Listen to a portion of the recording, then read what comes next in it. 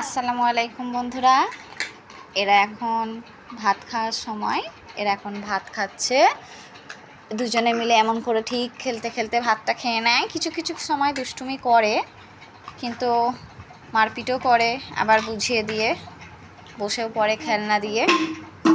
এই যে রান্নায় শুরু।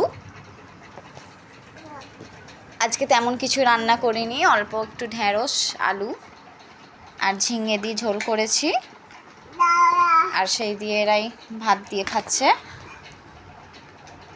ভাত খেয়ে দিয়ে একটু খেলাধুলা করে তারপর ঘুম পড়ে যাবে। আপনারা দোয়া করবেন।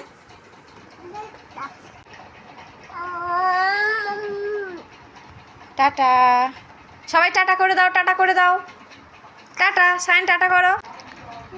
ওদের এখন ইচ্ছা নেই টাটা করার। জিয়ানা টাটা করো।